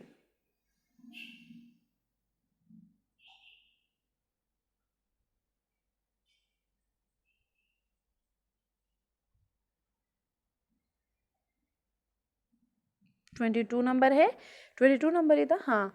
लिखा हुआ है कि निम्नलिखित में से किसके अंतर्गत किसी साज को बजाने के लिए सभी प्रकार के आवश्यक कार्यकलापों का ज्ञान आता है? तो ये तो मैं बता चुकी हूँ, लिखा हुआ है यांत्रिक पक्ष। नेक्स्ट क्वेश्चन है कि किस पक्ष के अंतर्गत कई प्रकार के विशेष अक्षरों की खोज आती है? तो इसका करेक्ट आंसर है जो चित्रांकन का पक्ष है इसके अंतर्गत। नेक्स्ट क्वेश्चन है कि मधुर लय, स्वर, ताल और एकरूपता से संबंधित सहज आनंद किस पक्ष के अंतर्गत आते हैं? तो ये व्याख्यान पक्ष के अंतर्गत आते हैं। किसके? व्याख्यान पक्ष के अंतर्गत। नेक्स्ट क्वेश्चन है कि सीशोर संगीतक परीक्षण है, ये बनाने का श्रेय किसको गया? तो ये बनाने का जो श्रेय है ये गया था सीशोर को। किसको गया था? सीशोर को। नेक्स्ट है कि विंग का प्रमापीकृत संगीतक बुद्धि परीक्षण किस देश में होता है? तो ये इंग्लैंड में होता है। कहाँ होता है? इंग्लैंड देश में। नेक्स्ट क्वेश्चन कि शिक्षकों के लिए पांडे द्वारा निर्मित व्यावसायिक परीक्षण किस वर्ष हुआ था? तो ये हुआ था सन 1972 में। व्यावसायिक परीक्षण पांडे द्वारा कब हुआ था? 1972 में। अब हम बढ़ते हैं अपने नेक्स्ट टॉपिक पे जो कि है रुचि परीक्षण मतलब इंटरेस्ट टेस्टिंग। इसका पहला क्वेश्चन है कि रुचि को अंग्रेजी भाषा में क्या बोलते हैं? सभी को पता होगा और बहुत इजी क्वेश्चन है। Interest, spelling EINTEREST। इंटरेस्ट जो है इसको बोलते हैं रुचि। नेक्स्ट क्वेश्चन कि जो इंटरेस्ट होता है ये किसी भी अनुभव में लीन होने तथा उसे चालू रखने की प्रवृत्ति है। ये जो परिभाषा है ये किस विद्वान ने दी थी? ये विंघम ने दी थी। किसने दी थी? विंघम ने इंटेलिजेंस के बारे में, इंटरेस्ट के बारे में ये परिभाषा दी थी। किसके बारे में? इंटरेस्ट, इंटेलिजेंस नहीं। नेक्स्ट क्वेश्चन है कि रुचि एक प्रेरक शक्ति है जो किसी व्यक्ति, वस्तु या क्रिया के प्रति लगाव पैदा करती है। उपरोक्त परिभाषा किस विद्वान द्वारा दी गई है? तो इसका करेक्ट आंसर है क्रो के द्वारा ये डेफिनेशन दी गई है। नेक्स्ट क्वेश्चन कि सुपर ने रुचि को कितने प्रकार में विभक्त किया है? तो जो सुपर है इसने रुचि को 5 टाइप्स में विभक्त किया है। कितने प्रकार में? 2 प्रकार में। कितने प्रकार में? 2 प्रकार में। ये 5 नहीं है, 2 प्रकार है। सुपर ने रुचि को 2 प्रकारों में विभक्त किया है। C number is the right answer. Next question है कि हॉल तथा मैकलिन, ऊपर का 2 है याद रखिएगा, थोड़ा सा गड़बड़ हो गया था। नेक्स्ट क्वेश्चन है कि हॉल तथा मैकलिन ने रुचियों के कितने प्रकार बताए हैं? तो हॉल तथा मैकलिन ने रुचियों के जो प्रकार बताए हैं वो बताए हैं 3। ठीक है, कितने प्रकार बताए हैं? 3 प्रकार बताए हैं। नेक्स्ट क्वेश्चन है कि रुचियों के मुख्य रूप से कितने प्रकार हैं। अब बोला गया है कि जो रुचि है, जो हमारा इंटरेस्ट है, इसके टाइप्स कितने हैं। तो इसके टाइप्स 4 बताए गए हैं। कितने बताए गए हैं? 4 बताए गए हैं। नेक्स्ट क्वेश्चन कि जिन रुचियों का मापन निष्पत्ति परीक्षणों या वस्तुनिष्ठ परीक्षणों द्वारा किया जाता है, उन्हें कौन सी रुचि कहते हैं। तो उन्हें हम कहते हैं परीक्षित रुचि। कौन सी रुचि कहते हैं? वो परीक्षित रुचियां होती हैं जिन रुचियों का मापन निष्पत्ति परीक्षण और वस्तुनिष्ठ परीक्षणों में करते हैं। ओके। नेक्स्ट क्वेश्चन कि रुचि स्वभाव का गतिशील पक्ष होता है, किस विद्वान द्वारा ये परिभाषा दी गई है। तो ये दी गई है ड्रेवर के द्वारा। किसके द्वारा? ड्रेवर के द्वारा। नेक्स्ट क्वेश्चन कि जो रुचि शब्द है, इसकी उत्पत्ति लैटिन भाषा के किस शब्द से हुई। तो इसकी शब्द हुई इंट्रेसी से। किससे हुई? इंट्रेसी से। याद रखेंगे, इंपॉर्टेंट है। नेक्स्ट क्वेश्चन है कि रुचि किसी प्रवृत्ति का गत्यात्मक पहलू है। उपरोक्त परिभाषा किस विद्वान द्वारा दी गई है। तो ये जो परिभाषा दी गई, ये दी गई ड्रेवर के द्वारा। किसके द्वारा? ड्रेवर के द्वारा। नेक्स्ट क्वेश्चन कि जिन रुचियों का मापन निष्पत्ति परीक्षणों या वस्तुनिष्ठ परीक्षणों द्वारा किया जाता है, उन्हें कौन सी रुचि कहते हैं। तो उन्हें कहते हैं परीक्षित रुचियां। कौन सी रुचियां? परीक्षित रुचियां।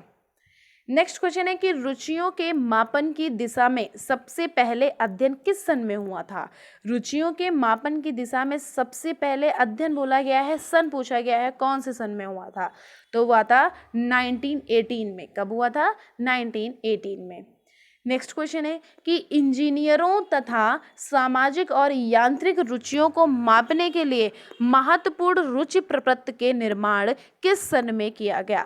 तो इसका निर्माण किया गया था 1921 में। किसका? जो इंजीनियरों और सामाजिक और यांत्रिक रुचियों को मापने के लिए महत्वपूर्ण रुचि प्रपत्र है, इसका निर्माण 1921 में किया गया था। कोई भी अगर गड़बड़ी लगती है, आप कमेंट बॉक्स में जरूर से बता दीजिएगा, मैं आपको क्लियर कर दूंगी वहां पे। नेक्स्ट क्वेश्चन है कि वर्णन रे चौधरी रुचि परीक्षण, इसका निर्माण किस सन में किया गया। तो इसका निर्माण 1957 में किया गया। कब किया गया? 1957 में। नेक्स्ट क्वेश्चन है कि 1957 में व्यावसायिक रुचि प्रपत्र तथा शैक्षिक रुचि प्रपत्र का निर्माण तथा मानकीकरण ये किसके द्वारा किया गया था। तो ये किया गया था D.N. श्रीवास्तव और V.P. बंसल के द्वारा। किसके द्वारा? D.N. श्रीवास्तव और V.P. बंसल के द्वारा। नेक्स्ट क्वेश्चन है कि कूडर के व्यावसायिक प्राथमिकता रिकॉर्ड में कुल कितने पद हैं।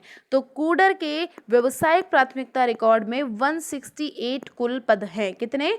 168। नेक्स्ट है कि झिंगरन ओझा ये जो रुचि है, ये रुचि सूची में कुल कितने प्रश्न हैं। जो झिंगरन ओझा रुचि सूची है, इसमें कितने प्रश्न हैं। तो इसमें प्रश्न है 400। कितने? 400।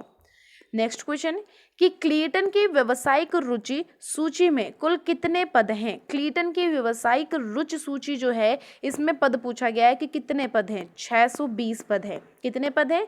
620। नेक्स्ट क्वेश्चन है कि जो रुचि है वह प्रवृत्ति है जिससे हम किसी वस्तु या क्रिया की ओर ध्यान देते हैं, उससे आकर्षित होते हैं या संतुष्टि प्राप्त करते हैं।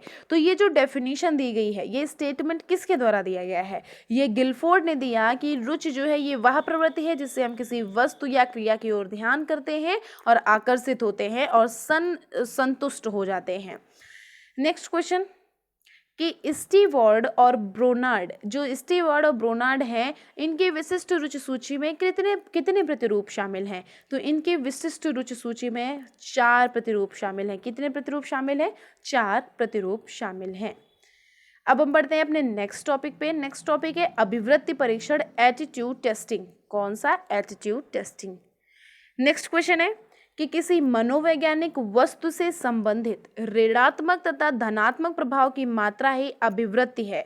उपरोक्त परिभाषा किसके द्वारा दी गई है। तो ये जो परिभाषा दी गई, ये दी गई है थर्स्टन के द्वारा। किसके द्वारा? थर्स्टन के द्वारा। नेक्स्ट क्वेश्चन कि अभिवृत्ति विचार, रुचि या उद्देश्य प्रकट करने का अधिक या कम स्थिर समूह है जिसमें निश्चित प्रकार के अनुभव के निहित होने की संभावना और उचित अनुक्रिया की तत्परता रहती है। तो ये परिभाषा किस विद्वान ने दी है। तो ये परिभाषा जेम्स ड्रेवर ने दी है। किसने दी है? जेम्स ड्रेवर ने। नेक्स्ट क्वेश्चन है कि सन 1927 में किसने सर्वप्रथम अभिवृत्ति मापन का कार्य प्रारंभ किया? तो ये अभिवृत्ति मापन का कार्य 1927 में प्रारंभ किया था थर्स्टन ने। किसने किया था? थर्स्टन ने। बोर हो रहे हो तो प्लीज पानी पी लीजिए थोड़ा सा। नेक्स्ट क्वेश्चन है कि अभिवृत्ति अनुभवों के माध्यम से व्यवस्थित वह संवेगात्मक प्रवृत्ति है जो नकारात्मक या सकारात्मक रूप से किसी मनोवैज्ञानिक वस्तु के प्रति अनुक्रिया करती है। तो ये जो परिभाषा है, ये परिभाषा किसकी है? तो ये परिभाषा दी है रेमर्स, रूमेल तथा गेज ने। किसने दी है? रेमर्स, रूमेल तथा गेज ने। नेक्स्ट क्वेश्चन कि अब जो व्यक्ति, घटना, वस्तु, विचार इसके प्रति व्यक्त की जाती है उसे कौन सी अभिवृत्ति कहते हैं? ऐसी कौन सी अभिवृत्ति है जो हम व्यक्ति, घटना, वस्तु, विचार इनके प्रति व्यक्त करते हैं? तो जो विशिष्ट अभिवृत्ति होती है, ये हम अभिवृत्ति तब व्यक्त करते हैं जब किसी व्यक्ति से बात करते हैं, जब कोई घटना होती है, जब किसी वस्तु को देखते हैं, जब कोई विचार करते हैं, तब ये अभिवृत्ति जो होती है ये प्रकट होती है, ये आती है। नेक्स्ट कौन सी है? नेक्स्ट कौन सा क्वेश्चन है कि अभिवृत्ति जो है, ये अभिवृत्ति जो किसी व्यक्ति, वस्तु, विचार, घटना के बारे में सामान्य या सामूहिक रूप में प्रकट की जाती है उसे कौन सी अभिवृत्ति कहते हैं? तो ये हम इस टाइप के जो हमारी क्वेश्चंस हैं, ये क्वेश्चंस सारे ही इंपॉर्टेंट हैं, तो ये हमें अच्छे से समझने हैं। जो सामान्य अभिवृत्ति, विशिष्ट अभिवृत्ति कब? जब हमारी अभिवृत्ति ऐसी अभिवृत्ति जो हम व्यक्ति, घटना, वस्तु या फिर कोई ऐसा विचार होता है तब उस टाइम पर जो व्यक्त करते हैं। और ये कब पूछी गई है? वह अभिवृत्ति जो किसी व्यक्ति, वस्तु, विचार, घटना के बारे में सामान्य और सामूहिक रूप से प्रकट होती है तो उसे हम सामान्य अभिवृत्ति कहते हैं। नेक्स्ट क्वेश्चन है कि जिस विधि में किसी बात से अन्य व्यक्ति, घटना, विचार, वस्तु आदि के बारे में प्रश्न पूछकर अभिवृत्ति की जाती है तो उसे कौन सी विधि कहते हैं? तो उसे हम कहते हैं प्रत्यक्ष प्रश्न अवलोकन विधि। कौन सी? प्रत्यक्ष प्रश्न अवलोकन विधि। नेक्स्ट है कि व्यक्ति के व्यवहार का प्रत्यक्ष रूप से अवलोकन किस विधि में किया जाता है? तो ये किया जाता है प्रत्यक्ष व्यवहार अवलोकन विधि में। कौन सी? प्रत्यक्ष व्यवहार अवलोकन विधि में। नेक्स्ट है कि व्यवहारिक विधियां कितनी हैं? तो व्यवहारिक विधियां कितनी होती हैं? 2 हैं। कौन सी? 2 हैं। नेक्स्ट क्वेश्चन है 10 नंबर की युग्म तुलनात्मक विधि का विकास किसने किया है? तो युग्म तुलनात्मक विधि जो है इसका विकास किया गया है किसके द्वारा? सन 1927 में थर्स्टन के द्वारा। किसके द्वारा? थर्स्टन के द्वारा। अच्छा, आपको 9 नंबर का क्वेश्चन में 9 नंबर का क्या आंसर बताया था? 2। हाँ जी, राइट आंसर है। नेक्स्ट क्वेश्चन है कि जो समान उपस्थित अंतराल है इस विधि का प्रतिपादन किसके द्वारा किया गया है? तो इस विधि का प्रतिपादन थर्स्टर और चेव दोनों के द्वारा किया गया है। तो C number is the right answer. Next question कि कौन सी विधि सहमत या असहमत 11 बिंदुओं वाले निर्धारण मान पर पूछी जाती है? कौन सी विधि ऐसी है जो सहमत और असहमत 11 बिंदुओं वाले निर्धारण मान पर पूछी जाती है? तो इसका करेक्ट आंसर है समान उपस्थित अंतराल विधि। जो समान उपस्थित अंतराल विधि है वो इस टाइम पर पूछी जाती है। नेक्स्ट क्वेश्चन है कि योग निर्धारण विधि का प्रतिपादन किसने किया? तो इसका प्रतिपादन लिकर्ट ने किया। किसने किया? लिकर्ट ने। नेक्स्ट है कि योग निर्धारण विधि में निर्धारण मान के 11 बिंदुओं के स्थान पर कितने बिंदु रखे जाते हैं? तो 11 बिंदुओं के स्थान पर 5 बिंदु रखे जाते हैं। सी नंबर करेक्ट आंसर है। नेक्स्ट है कि स्केलोग्राम विधि का प्रतिपादक कौन है? तो स्केलोग्राम विधि का जो प्रतिपादक है वो है गटमैन। कौन है? गटमैन। नेक्स्ट क्वेश्चन है कि विभेदकारिता विधि का प्रतिपादन किस सन में हुआ? तो विभेदकारिता विधि का प्रतिपादन हुआ था 1948 में। कब हुआ था? 1948 में। नेक्स्ट है कि विभेदकारिता विधि का प्रतिपादक कौन है? तो विभेदकारिता विधि का जो प्रतिपादक है ये है किलपैट्रिक और एडवर्ड्स। कौन? किलपैट्रिक और एडवर्ड्स। नेक्स्ट क्वेश्चन है कि सिमेंटिक डिफरेंशियल स्केल विधि का सर्वप्रथम प्रयोग किसने किया? तो सिमेंटिक डिफरेंशियल स्केल इस विधि का जो सर्वप्रथम प्रयोग किया गया ये किया गया किसके द्वारा? ओसगुड के द्वारा। किसके द्वारा? ओसगुड के द्वारा। नेक्स्ट है कि गिलफोर्ड किस विधि को एब्सोलूट स्कोर स्केल कहते हैं। गिलफोर्ड किस विधि को एब्सोलूट स्केल कहते हैं? तो जो क्रमबद्ध अंतर विधि है इसको ही जो गिलफोर्ड है वो एब्सोलूट स्केल कहते हैं। इंपॉर्टेंट है, आ सकता है।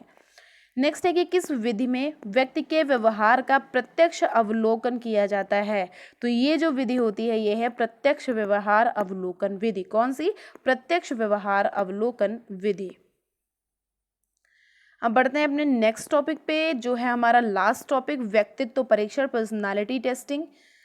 इसका पहला क्वेश्चन पूछा गया कि पर्सनालिटी शब्द जो है ये किस भाषा का शब्द है? तो जो पर्सनालिटी शब्द है ये लैटिन भाषा का शब्द है। कौन सी भाषा का? लैटिन भाषा का। नेक्स्ट है कि व्यक्तित्व व्यक्ति के संगठित व्यवहार का संपूर्ण चित्र होता है। ये किसकी परिभाषा है? तो ये जो परिभाषा दी गई ये डेशील के द्वारा दी गई। किसके द्वारा? डेशील के द्वारा। नेक्स्ट है कि व्यक्तित्व को क्या कहा गया? तो व्यक्तित्व को कहा गया गत्यात्मक संगठन। क्या कहा गया? गत्यात्मक संगठन। नेक्स्ट क्वेश्चन है कि व्यक्तित्व व्यक्ति के व्यवहार के तरीकों, रुचियों, दृष्टिकोणों और विशेषताओं का संगठन है। ये किसकी परिभाषा है? ये परिभाषा है मन की। किसकी परिभाषा है? मन की। नेक्स्ट क्वेश्चन है कि व्यक्तित्व व्यक्ति के भीतर उन मनोशारीरिक गुणों का गत्यात्मक संगठन है जो वातावरण के साथ उसका अद्वितीय समायोजन निर्धारित करता है। ये किसने कहा है? तो ये कहा गया है आलपोर्ट के द्वारा। किसके द्वारा कहा गया है? आलपोर्ट के द्वारा। नेक्स्ट क्वेश्चन है कि व्यक्तित्व विकास को प्रभावित करने वाले प्रमुख कारक हैं। कौन से? जैविक और आनुवंशिक, पर्यावरणीय। ये दोनों ही करेक्ट आंसर, इसलिए सी नंबर इसका करेक्ट आंसर है। नेक्स्ट है आनुवंशिक कारक है। तो जो आनुवंशिक कारक है ये तंत्रिका तंत्र है, अंतःस्रावित ग्रंथियां हैं और जो बुद्धि है ये है। तो आनुवंशिक कारक उपयुक्त सभी हैं। क्या है? उपयुक्त सभी। नेक्स्ट क्वेश्चन है कि व्यक्तित्व में निम्नलिखित में से क्या शामिल नहीं है? तो व्यक्तित्व में निम्नलिखित में से आकार और प्रकार शामिल नहीं है। अब ये थोड़ी ना आप कर सकते हैं कि व्यक्तित्व का आकार प्रकार क्या है, कैसा होगा, ये थोड़ी ना होता है। व्यक्तित्व तो एक नेचर है। नेक्स्ट है कि व्यक्तित्व के निम्नलिखित लक्षणों में से सबसे अधिक महत्वपूर्ण लक्ष्य कौन सा है? तो इसमें से सबसे अधिक महत्वपूर्ण लक्ष्य है लाक्षणिक संकलन। कौन सा? लाक्षणिक संकलन। नेक्स्ट है कि व्यक्तित्व के शील गुण का सर्वोत्तम अर्थ क्या है? तो व्यक्तित्व के शील गुण का सर्वोत्तम अर्थ है व्यवहार शैली। कौन सा? व्यवहार शैली। नेक्स्ट है कि व्यक्तित्व के शील गुणों की सर्वश्रेष्ठ विशेषता क्या है? तो व्यक्तित्व के शील गुणों की सर्वश्रेष्ठ विशेषता जो है वो है समायोजनशीलता। कौन सी? समायोजनशीलता। नेक्स्ट क्वेश्चन है कि व्यक्तित्व के शील गुणों की प्रकृति निम्न में से क्या है? तो व्यक्तित्व के शील गुणों की प्रकृति निम्न में से विशिष्ट है, सामान्य है, स्वतंत्र है। तो इसका करेक्ट आंसर क्या हो जाएगा? उपरोक्त सभी। D number is the right answer. एक बार आप लोग जरा इसका क्वेश्चन का आंसर लिखिए। 7 नंबर क्वेश्चन का आंसर कमेंट बॉक्स में लिखिएगा। ठीक है, देखती हूँ आपको पता है या नहीं पता है। अगर पता है तो लिखिए प्लीज़, थोड़ा सा कंफ्यूज हूँ। नेक्स्ट क्वेश्चन है कि व्यक्तित्व की प्रसन्न चित्तता कौन सी शील गुण दिखाती है? कौन सा शील गुण दिखाती है? तो जो व्यक्ति की प्रसन्न चित्तता होती है वो उदासी और प्रफुल्लता, ये शील गुण दिखाती है। नेक्स्ट है कि संगठित चरित्र व्यक्तित्व के निम्नलिखित शील गुणों में से किसका परिचायक है? तो ये परिचायक है स्थिरता और अस्थिरता का। किसका? स्थिरता और अस्थिरता का। नेक्स्ट है कि आत्मारोपण का शील गुण निम्नलिखित में से कौन सी विशेषताएं दिखाता है? तो आत्मारोपण का जो शील गुण है ये इनमें से जो उपरोक्त सभी आत्मविश्वास, स्वावलंबन, स्वतंत्र भाव, इसका करेक्ट आंसर है उपरोक्त सभी। D number. ये सारे ही गुण दिखाता है, ये सारे ही विशेषताएं दिखाता है। नेक्स्ट क्वेश्चन है कि शील गुण सिद्धांत के अनुसार व्यक्तित्व किस पर आधारित है?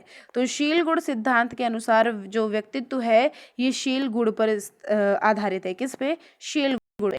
नेक्स्ट क्वेश्चन है कि प्रकार सिद्धांत के अनुसार व्यक्तित्व किस पर आधारित है? तो प्रकार सिद्धांत के अनुसार व्यक्तित्व प्रकार पे आधारित है।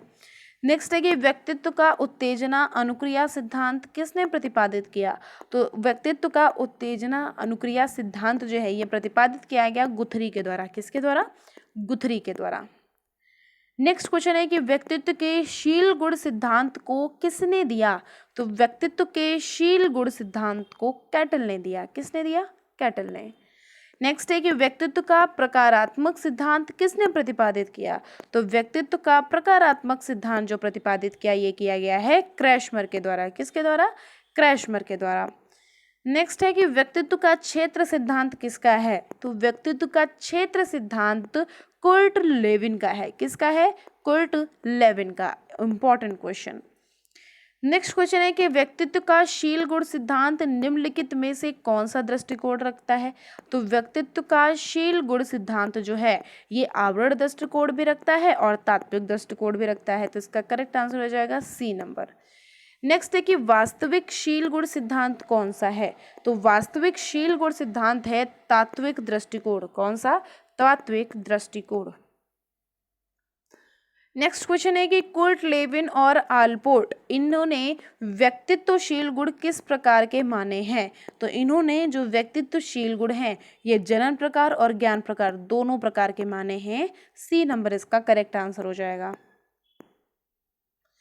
नेक्स्ट क्वेश्चन है कि कैटल ने जनन प्रकार के शील गुणों को क्या कहा है? तो कैटल ने जनन प्रकार के शील गुणों को कहा है क्या? सतही शील गुण। क्या कहा है? सतही शील गुण। नेक्स्ट क्वेश्चन है कि कैटल ने ज्ञान प्रकार के शील गुणों को क्या कहा है? तो कैटल ने ऊपर पूछा गया था जनन प्रकार था इसलिए सतही शील गुण था, और इसमें पूछा गया है कैटल ने ज्ञान प्रकार के शील गुणों को क्या कहा है? तो कहा है स्रोतशील गुण। क्या कहा है? स्रोतशील गुण। नेक्स्ट क्वेश्चन है कि कैटल के अनुसार व्यक्तित्व के शील गुण किस प्रकार के होते हैं? कैटल के अनुसार जो व्यक्तित्व के शील गुण हैं वो किस प्रकार के होते हैं? तो ये होते हैं हमारे सामान्य और विशिष्ट दोनों प्रकार के। तो सी नंबर इसका करेक्ट आंसर है। नेक्स्ट क्वेश्चन है कि निम्नलिखित में से किसने व्यक्तित्व के शारीरिक रचना के आधार पर व्यक्तित्व प्रारूप उपस्थित किए हैं? तो ये किया है क्रैशमर के द्वारा। किसके द्वारा किया गया? क्रैशमर के द्वारा। नेक्स्ट क्वेश्चन कि निम्नलिखित में से किसने स्वभाव के आधार पर व्यक्तित्व प्रारूप बताए हैं? तो ये बताया है शेल्डन ने। किसने बताया है? शेल्डन ने। नेक्स्ट क्वेश्चन कि निम्नलिखित में से किसने शारीरिक आकार प्रकार के आधार पर व्यक्तित्व प्रारूप बताए हैं? तो ये बताया गया है किसके द्वारा? वार्नर के द्वारा। किसके द्वारा? वार्नर के द्वारा। नेक्स्ट क्वेश्चन कि व्यक्तित्व के मापन की विधियां क्या है? तो व्यक्तित्व के मापन की विधियां प्रश्नावली विधि, जीवन इतिहास विधि और क्रिया परीक्षण। तो इसका करेक्ट आंसर हो जाएगा डी नंबर। व्यक्तित्व के मापन की विधियां उपरोक्त सभी हैं। नेक्स्ट क्वेश्चन कि कागज पेंसिल परीक्षण किस विधि का दूसरा नाम है? प्रश्नावली विधि का दूसरा नाम है। बहुत इंपॉर्टेंट, बहुत इजी। प्रश्नावली के प्रकार क्या हैं? प्रश्नावली के प्रकार इनमें से क्या हैं? तो प्रश्नावली के प्रकार बंद प्रश्नावली, खुली प्रश्नावली, सचित्र प्रश्नावली। तो डी नंबर इसका करेक्ट आंसर हो जाएगा। नेक्स्ट है कि यदि प्रश्नों की रचना सावधानी से की जाए तो प्रश्नावलियों में पर्याप्त विश्वसनीयता होती है। ये कथन जो है ये किसने दिया? तो ये कथन दिया वुडवर्थ ने। नेक्स्ट है कि बहुमुखी और अंतर्मुखी व्यक्तित्व का परीक्षण करने के लिए किसने प्रश्नावली निर्मित की है? तो ये प्रश्नावली निर्मित करी गई है वुडवर्थ के द्वारा। किसके द्वारा? वुडवर्थ के द्वारा। नेक्स्ट है कि व्यक्तित्व मापन की मुख्य विधियां क्या हैं? तो व्यक्तित्व मापन की मुख्य विधियां आत्मनिष्ठ, वस्तुनिष्ठ, प्रक्षेपण। इसका करेक्ट आंसर है डी नंबर, ये तीनों। नेक्स्ट है कि जीवन इतिहास विधि को किसने मौखिक विधि की संज्ञा दी है? तो ये मौखिक विधि की संज्ञा दी है गार्डनर और मर्फी। ए और बी दोनों ने, मतलब डी नंबर इसका करेक्ट आंसर है। नेक्स्ट है कैरेक्टर एंड पर्सनालिटी पुस्तक, ये किसके द्वारा लिखी गई है? तो कैरेक्टर और पर्सनालिटी पुस्तक लिखी गई है पोलेंस के द्वारा। किसके द्वारा लिखी गई है? पोलेंस के द्वारा। नेक्स्ट क्वेश्चन कि आधुनिक काल में किस विधि को प्रमापित करके अपराधी बालकों और व्यक्तियों को समझने के लिए प्रयोग किया जा रहा है? तो इसका करेक्ट आंसर है, आप नीचे इसको स्क्रॉल करिएगा, लिखा हुआ है यहाँ पे जीवन इतिहास विधि, इसके द्वारा। नेक्स्ट क्वेश्चन कि जीवन इतिहास विधि में व्यक्ति का जैसा कि वह आज है क्रमबद्ध अध्ययन किया जाता है, ये कथन किसका है? तो ये कथन दिया है गार्डनर और मर्फी ने। किसने दिया है? गार्डनर और मर्फी ने। 41 नंबर क्वेश्चन है कि साक्षात्कार विधि का प्रयोग व्यक्ति की किन अवस्थाओं का अध्ययन करने के लिए किया जाता है। तो साक्षात्कार विधि का जो प्रयोग है ये किया जाता है शारीरिक अवस्था और मानसिक अवस्था, इन दोनों अवस्थाओं का अध्ययन करने के लिए किया जाता है। तो इसका करेक्ट आंसर हो जाएगा सी नंबर। नेक्स्ट क्वेश्चन है कि साक्षात्कार विधि के दो स्वरूप कौन हैं। तो साक्षात्कार विधि के दो स्वरूप औपचारिक और अनौपचारिक हैं। तो सी नंबर इसका करेक्ट आंसर है। नेक्स्ट है साक्षात्कार संक्षिप्त वार्तालाप द्वारा व्यक्ति को समझने की विधि है। ये जो स्टेटमेंट दिया गया ये किसके द्वारा दिया गया, ये दिया गया वुडवर्थ के द्वारा। किसके द्वारा दिया गया, वुडवर्थ के द्वारा। नेक्स्ट है कि साक्षात्कार विधि की सफलता असफलता निर्भर करती है। तो ये साक्षात्कार करने वाले पर निर्भर करती है इसकी सफलता और असफलता। नेक्स्ट क्वेश्चन कि क्रिया परीक्षण विधि को किस अन्य नाम से भी जाना जाता है। तो क्रिया परीक्षण विधि को व्यवहार परीक्षण विधि के नाम से भी जाना जाता है। ए नंबर करेक्ट आंसर है। नेक्स्ट क्वेश्चन है कि किसने क्रिया परीक्षण विधि का प्रयोग बालकों की ईमानदारी जांच करने के लिए किया है। किसने किया है, मे एंड हार्टसन ने। किसने किया है, मे एंड हार्टसन ने। नेक्स्ट क्वेश्चन कि द्वितीय विश्व युद्ध के दौरान किस विधि का प्रयोग सेना के अफसरों का चुनाव करने के लिए किया गया था। तो ये किया गया था क्रिया परीक्षण विधि का प्रयोग। किसका, क्रिया परीक्षण विधि का प्रयोग किया गया था। नेक्स्ट है कि स्टडीज इन डिसीट, क्या स्टडीज इन डिसीट के लेखक कौन हैं। तो इसके लेखक हैं मे तथा हॉटशोन। कौन, मे तथा हॉटशोन। नेक्स्ट क्वेश्चन है कि किस विधि को व्यवहार परीक्षण विधि का अंग माना जाता है। कौन सी ऐसी विधि है जिसको हम व्यवहार परीक्षण विधि का अंग मानते हैं, मतलब कौन सा ऐसा विधि है जिसको ये परीक्षण विधि का, व्यवहार परीक्षण विधि का अंग माना जाता है। तो जो पारिस्थितिक परीक्षण विधि है इसी परीक्षण विधि को अंग माना जाता है। इस विधि को व्यवहार परीक्षण विधि का अंग माना जाता है। नेक्स्ट क्वेश्चन है हमारा 50 नंबर कि किस विधि में व्यक्ति को किसी विशेष परिस्थिति में रखकर उसके व्यवहार या किसी विशेष गुण की जांच की जाती है। तो पारिस्थितिक परीक्षण विधि जो है इस विधि में रखकर किसी भी विशेष परिस्थिति में रखकर किसी भी व्यक्ति को उसके व्यवहार और उसकी विशेष गुण की जांच की जा सकती है। नेक्स्ट क्वेश्चन है कि किस विधि में व्यक्ति के जीवन से संबंधित विभिन्न प्रकार के प्रश्नों या कथनों की सूचियां तैयार की जाती हैं। तो ये है व्यक्ति परिसूची विधि। जो व्यक्ति परिसूची विधि है इस विधि में व्यक्ति के जीवन से संबंधित विभिन्न प्रकार के प्रश्नों या कथनों की सूचियां तैयार की जाती हैं। नेक्स्ट क्वेश्चन कि व्यक्तिगत परिसूची विधि को किस अन्य नाम से भी जाना जाता है। तो व्यक्तिगत परिसूची विधि को व्यक्तिगत यदि सूची विधि से के नाम से भी जाना जाता है। सी नंबर करेक्ट आंसर है इसका। नेक्स्ट क्वेश्चन कि प्रोजेक्ट का क्या अर्थ है। प्रोजेक्ट जो होता है ना उसका क्या अर्थ है। तो प्रोजेक्ट का अर्थ है प्रक्षेपण करना और फेंकना, ए और बी दोनों। नेक्स्ट क्वेश्चन कि प्रक्षेपण विधि, जो प्रक्षेपण विधि है ये उद्दीपकों के प्रति व्यक्ति की प्रतिक्रियाओं के आधार पर उसका जो व्यक्तित्व है उसके स्वरूप वर्णन करने का एक साधन है। तो ये जो स्टेटमेंट दिया गया ये स्टेटमेंट किसके द्वारा दिया गया है, थार्प और शमलर के द्वारा। किसके द्वारा दिया गया है, थार्प और शमलर के द्वारा। अभी आपको एक क्वेश्चन भी दूंगी जो आपको आंसर लिखना होगा। नेक्स्ट क्वेश्चन है प्रक्षेपण विधि के आधार पर किन व्यक्तित्व परीक्षणों का निर्माण किया गया है। प्रक्षेपण विधि के आधार पर किन व्यक्तित्व परीक्षणों का निर्माण किया गया है। तो ये निर्माण किया गया है स्याही धब्बा परीक्षण और प्रासंगिक अंतर्बोध परीक्षण, ए और बी दोनों पर।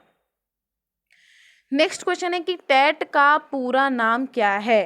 टैट का पूरा नाम है थीमेटिक अप्रिशिएशन टेस्ट। क्या है, थीमेटिक एप्रिशिएशन टेस्ट। याद रखेंगे, इंपॉर्टेंट है।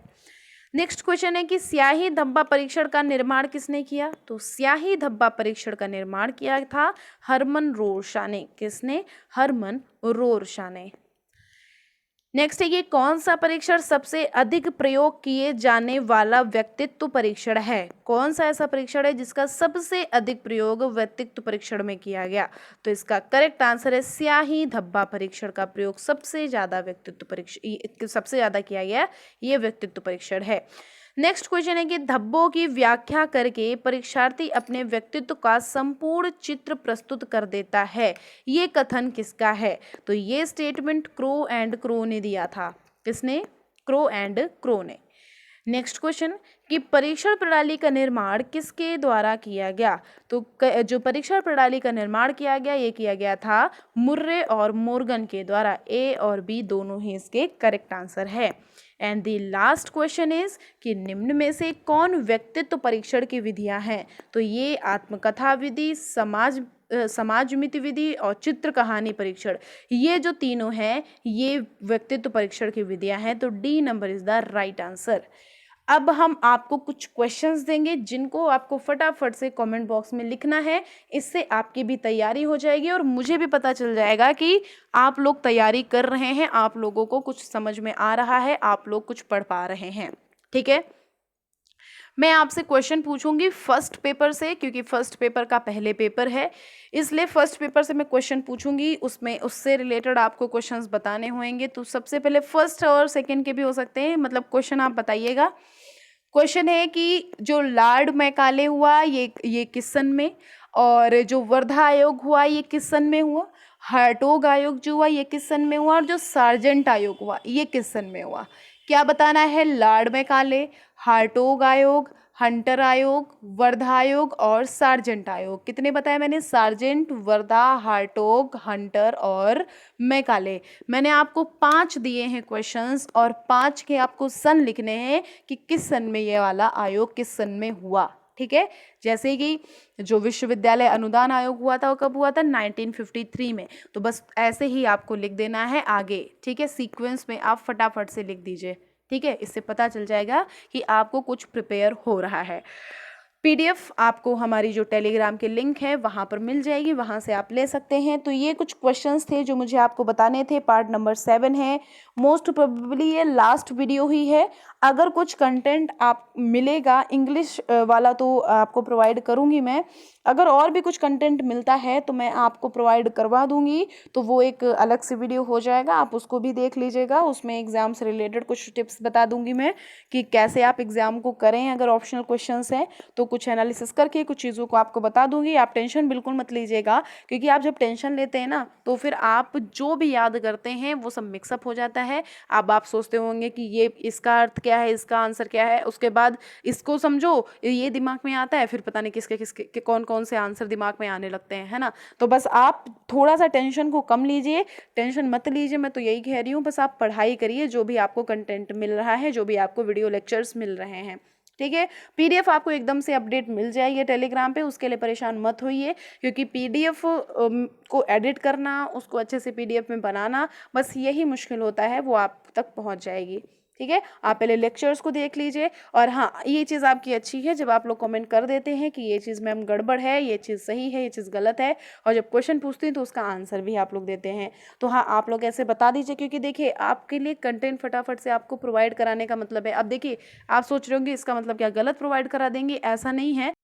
सारे क्वेश्चन गलत नहीं होते हैं, 1 या 2 क्वेश्चन कुछ अगर मिस्टेक हो जाते हैं तो आप कमेंट में कर दिया करिए, तो मैं आपको वहाँ पे आपको फटाफट से बता दूंगी। ठीक है, बस वो फटाफट से आपको लेक्चर प्रोवाइड करना है, क्योंकि एग्जाम्स आ गए हैं, मुझे भी बहुत सारे काम है, बट ये है कि अभी लेक्चर आपको प्रोवाइड करा दिए जाए, सर भी यही काम कर रहे हैं। ठीक है, तो आप लोग ध्यान रखिए, मैं फिर से मिलूंगी नेक्स्ट वीडियो में। Thank you so much.